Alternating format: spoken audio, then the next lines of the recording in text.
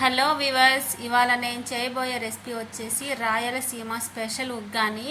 ఇది చాలా టేస్టీగా ఉండిద్దండి. చాలా ఫాస్ట్గా కూడా చేసుకునే టిఫిన్ అన్నమాట. ఎవరైనా గెస్ట్లు వచ్చినప్పుడు కూడా ఫాస్ట్గా చేసుకోవచ్చు.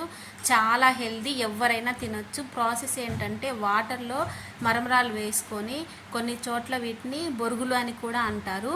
వీటిని ఒక 5 మినిట్స్ వరకు ఆ వాటర్లో ఇలా చేతితో బ్రష్ చేస్తూ నాననివ్వాలి. ఒక 5 మినిట్స్ నానిన తర్వాత ఆ మరమరాల్లో నుంచి వాటర్ అంతా ఇలా పిండేసి ఒక గిన్నెలోకి తీసేసుకోవాలి. అన్నీ అలా చేసిన తర్వాత మనం ఏం చేయాలంటే పుట్నాల పొడి, దాంట్లో ఎండుమిర్చి, కొంచెం సాల్ట్ వేసి మిక్సీ పట్టుకున్న పొడిని ఇలా మరమరాలలో, పచ్చి మరమరాలలో ఇలా మిక్స్ చేసేసుకోండి. ఆ తర్వాత పోపు కోసం ఆయిల్ ఇంకా తాలింపు గింజలు వేసి వేగనివ్వండి. తాలింపు గింజలు చిటపట అన్నప్పుడు 2 ఎండుమిర్చి ఇలా వేసేసేయండి చీల్చి. దానిలో కరివేపాకు కూడా వేసుకోండి. ఒక్కసారి ఇలా కలిపిన తర్వాత పెద్ద ఉల్లిపాయని పొడుగ్గా కట్ చేసి వేసేసేయండి. దాన్ని కూడా ఒక 2 నిమిషాల పాటు మగ్గనివ్వండి. దానిలో కొంచెం సాల్ట్ వేసేసారంటే తొందరగా మగ్గుతుంది. ఇలా సాల్ట్ వేసేయండి. ఇంకా కొంచెం కలర్ కోసం మనం కొద్దిగా పసుపు కూడా యాడ్ చేసేసుకుందాము. సో పసుపు కూడా వేసిన తర్వాత ఒక్కసారి అయితే మనం ఇలా మిక్స్ చేసేసుకుందాము. ఒక 2 మినిట్స్ ఇలా వెయిట్ చేద్దామండి.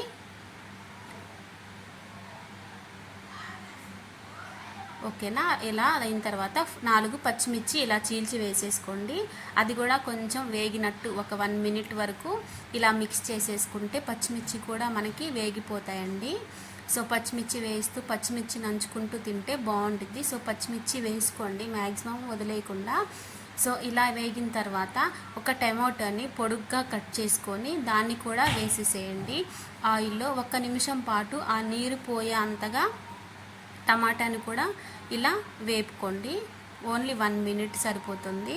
సో దీన్నంతా మంచిగా, ఈ తాలింపునంతా మంచిగా కలుపుకున్న తర్వాత కొంచెం కారం కావాలంటే వేసుకోండి. స్పైసీగా తినాలి అనుకున్న వాళ్ళు కొంచెం కారం యాడ్ చేసుకోండి. సో రాయలసీమ కల్లి స్పైసీ బాగా తింటారు. సో నేనైతే కొంచెం కారం యాడ్ చేస్తున్నాను. సో మొత్తం ఇలా మిక్స్ చేసిన తర్వాత మనం పక్కకి పెట్టుకున్న ఈ బొరుగులన్నిటినీ ఈ తాలింపులో వేసేసుకోవాలండి. వేసుకున్న తర్వాత ఒక 5 నిమిషాల పాటు మంచిగా పైకి కిందకి అనుకుంటూ బాగా కలుపుకోండి. సో ఆ తాలింపు అంతా ఈ మరమరాలకి పట్టిన తర్వాత స్టవ్ అయితే ఆఫ్ చేసేసేయండి. స్టవ్ ఆఫ్ చేసే కలుపుకోండి. వేడి చేయాల్సిన అవసరం లేదు మరమరాలని ఎప్పుడు కూడాను. సో ఈ తాలింపునంతా బాగా కలుపుకోండి. మా ఛానల్ ఫస్ట్ టైం చూస్తుంటే మా ఛానల్ని సబ్స్క్రైబ్ చేయండి. మీకు ఈ వీడియో నచ్చినట్లయితే లైక్ చేయండి. మీరు కూడా ఈ రెసిపీ తయారు చేసి ఎలా వచ్చిందో కమెంట్ చేయండి. మా ఛానల్ని సపోర్ట్ చేస్తారనుకుంటున్నానండి. సో ఇలా అయితే మనకు ఉగ్గాని తయారైంది. ఇది ఎవరైనా తినొచ్చండి. హెల్దీ ఫుడ్ కూడా. ఇలా కొత్తిమీరతో గార్నిష్ చేసేసుకుంటే ఉగ్గాని రెడీ.